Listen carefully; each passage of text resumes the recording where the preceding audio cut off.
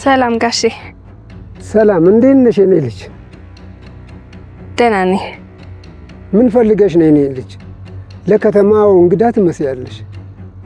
አዎ እንግዳ ነኝ። ሰሞኑን በጣም ተመላለስኩኝ፣ ግን ሰው አጣሁ። አዎ ልጄ፣ ወጣቱ ከተማ ገብቷል። ኧረ እንደርሱ ያለ አባት ነው የፈለግኩት። እንደኔ ለምን? የሆነ የቆየ አደጋ ልጠይቆት ነበር። ምን ይሆን ልጄ? ከ11 ዓመት በፊት ገበያችሁን አለፍ ብሎ ያለው ዋና መንገድ ላይ አደጋ ደርሶ ነበር አይደል? አዎ። አዎ ያውቁታል ማለት ነው? ያ ጊዜ ጥሩ አልነበረም። የስንቱ ህይወት ተቀጠፈ። ያሳደገኝ አባቴ ሚስትም ተቀብራለችና አስከሬኗን እኛው አካባቢ ለማሳረፍ ፈልገን ነው። ጥሩ ሐሳብ ነው። ሟቾቹ ቤተሰቦቻቸው ስላልተገኙ ሐውልት አልተሰራላቸውም። አይገኝም። ቦታውን ግን እጠቁምሻለሁ። ደስ ይለኛል። ግን ደግሞ የተረፉ ሰዎች አሉ ይባላል። አዎ በታምር የተረፉ አሉ። እቺ ሴትስ?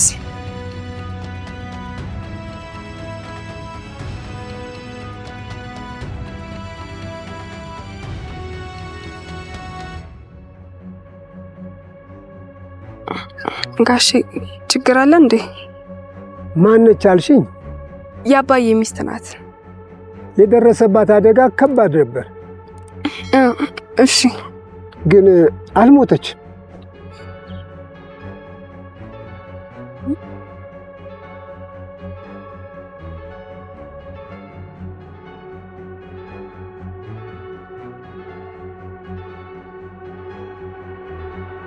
አሁን ላይ ዓለሜ የፈራችው ነገር እየደረሰ ያለ ይመስላል። ሞታለች ስለተባለችው የቀድሞ ያባዬ ሚስት ጉዳይ ነገሩን እንደተተወው ለትሁት በተደጋጋሚ ጠይቃት የነበረ ቢሆንም በውስጧ አንድ ነገርን አስባ ከተነሳች ከጥግ ለማድረስ ምንም ነገር ቢፈጠር ወደ ኋላ ማትለው ትሁት ምንም አይነት አጋዥ ሳያስፈልጋት እስከዛሬ ድረስ ሞታ ተቀብራለች ተብላ ተስፋ የተቆረጠባትን የአባዬን ሚስት ያለመታከት አፈላልጋ በህይወት እንዳለች የሚያውቅ አንድ ሰው አግኝታለች። ከዚህም በተጨማሪ ትሁት ከቤቷ ወጥታ መንገድ ላይ እየሄደች ባለችበት ራስ ወዳዷንና ለሰው ግድ የማይሰጣትን ተንኮለኛዋን ቲናን መንገድ ላይ እየለመነች አግኝታታለች።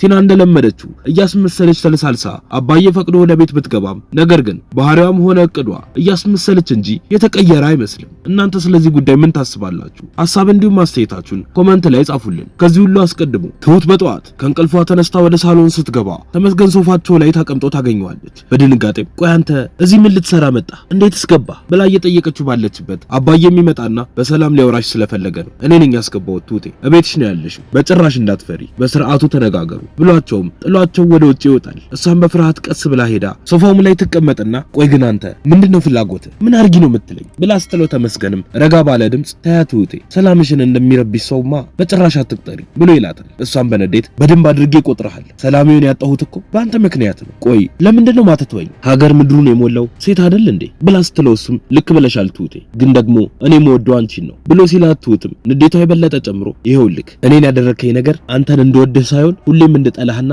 እንደፈራህ ነው ያደረገኝ ብላ ስትጮህበት ተመስገንም ባጭሩ ልክ ነሽ እኮ ትሁቴ፣ ግን ልክስሽ እኔ ዝግጁ ነኝ ብሎ ሲላት ትሁትም ቆፍጠን ብላ እሺ ስለዚህ እኔን በመተው ካሰኛ ብላ ስትጠይቀው ተመስገንም አልችልም፣ ደግሞ አንድ ማወቅ ያለብሽ ነገር ምን መሰለሽ፣ ከዚህ በኋላ ልጃችንን አንድ ላይ ሆነን ካላሳደግን በቀር መሯሯጡ ጭራሽ አያዋጣም። ደግሞ መኝ የትም ብትሄጂ ፈጽሞ አላጣሽም፣ ያንንም ማድረግ ምንም አይጠቅምሽም። ባሁኑ በፍቅርና በክብር ነው የመጣሁት። ወደ ሀገርሽ ተመለሽና ሽማግሌ ልካለሁ፣ በባህላችን መሰረት አገባሻለሁ ብሎ ሲላት ትሁትም ተነስታ ጥላው ትሄዳለች። በዛን ሰዓት ቤቲ እህቷን ሂዊን ከሄደችበት ጸበል ቦታ ይዛት ተመልሳ እያወሩ ነበር። ቤቲም ትቀጥልና የሆነ ቦታ ደርሼ ልመለስ ነበር አይደብርሽም አይደለ? እና ደግሞ ለቤቢ እንደመጣሽ ነግረሽዋል ብላ ስትጠይቃት ሂዊም አዎ ጽፌለታለሁ ይመጣል ብላ ስትላት ቤቲም እሺ በቃ ነገ ደግሞ ሐኪም ቤት እንሄዳለን፣ እሺ በደንብ ትታያለሽ፣ ደህና ትሆኛለሽ ብላ ስታጽናናት ሂዊም እሺ ቤቲ ግን ብዙ ተስፋ አታድርጊ እሺ፣ ድንገት እንኳን ባይሆን እንዳትጎጂ ብላ ስትላት ቤቲም ተይ ሂዊዬ የምትሄጂበት ቦታ ትልቅ ተስፋን የምታገኝበት ነው። ስለዚህ በተስፋ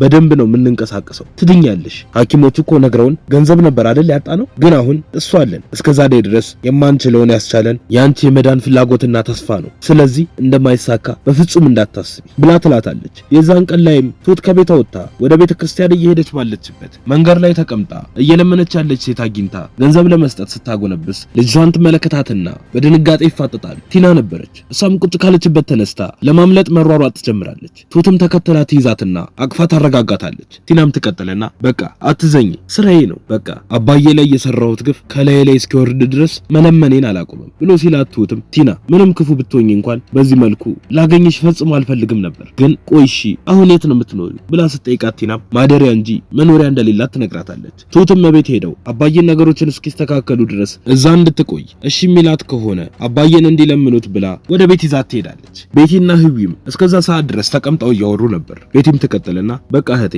እዚህ ከምንፋጠጥ ሄጄ የህክምናውን ጉዳይ ላስተካክል ብላት ልትወጣ ስትል ቤቢ ወደ ቤት ይገባል። ቤቲም ትቀጥልና ልትገናኙ እንደቸኮላችሁ አውቃለሁ፣ ግን ደግሞ አንድ ማውራህ ጉዳይ አለ፣ አንድ ጊዜ ውጪ እናውራ ብላው ይዘው ተወጣና ማውራት ይጀምራሉ።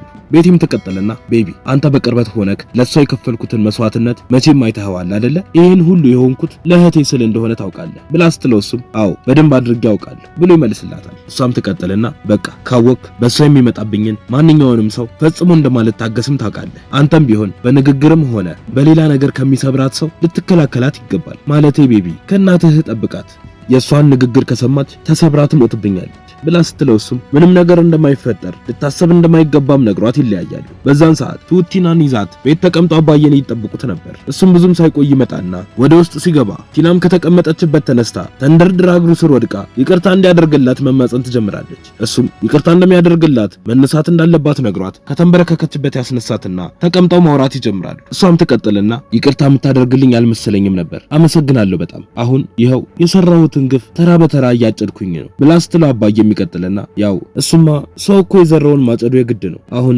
ምን እየሰራሽ ነው ያለሽ ብሎ ሲጠይቃት እሷም መንገድ ላይ ልመና እየሰራሁኝ ነው ብላ ትለዋለች። አባዬም ከለመናው በላይ እንደ ስራ ማየቱ አስገርሙት እየሰራው ነው ታያለሽ አይደለ? አይ ቲና ቀልሽ እንኳን አልጠፋም፣ አየሽው አይደለ? ጊዜ ጌታ ነው ማለት ይሄ ነው ብሎ ይላታል። ከትንሽ ቆይታ በኋላም ቲና ለብቻዋ ሳሎን ተቀምጣ ባለችበት ትሁት ትመጣና አጠገቧ ትቀመጣለች። ቲናም ትቀጥልና እየጠበቅኩሽ ነበር ለመሄድ፣ እኔ እኮ የሴትዮዋን ግልምጫ ጭራሽ አልቻልኩትም፣ አባዬም አይፈቅድልኝም፣ ስለዚህ ልሂድ ብላ ስትላት ትሁትም አስቀድሞ ማስፈቀዱ አይሻልም? እድልሽም ሞክሪ፣ ደግሞ ስልክ የለሽም አይደለ ብላ ስትጠይቃት ቲናም በንዴት ተኮሳትራ እንዴት ነው እኔን እንደዚህ ናቅሽኝ ባክሽ ብላ ስታፈጥባት ትሁትም በግርምት አሁን የድሮዋ ቲና መጣች አይደል እንዴ? በይ በቃ አሁን በር ላይ ነው ያለው፣ ውጪና እድልሽም ሞክሪ ብላ ስትላት ተነስታ ወጣ አባዬን ለትንሽ ጊዜ እዚሁ እንድትቆይ እንዲፈቅድላት ትጠይቋለች። እሱም ጥያቄዋ ባይዋጥለትም ለትንሽ ጊዜ ብቻ ይፈቅድላታል። ከዚህም ቀን በኋላ ነው ትሁት በጠዋት ተነስታ አደጋ ተፈጠረ ወደ ተባለበት ገጠራማ ቦታ ሄዳ የአባዬን የቀድሞ ሚስቱን እንዳልሞተች የሰማችው። በቀጣይ ምን የሚፈጠር ይመስላችኋል? ሐሳብ እንዲሁም አስተያየታችሁን ኮሜንት ላይ አጋሩን።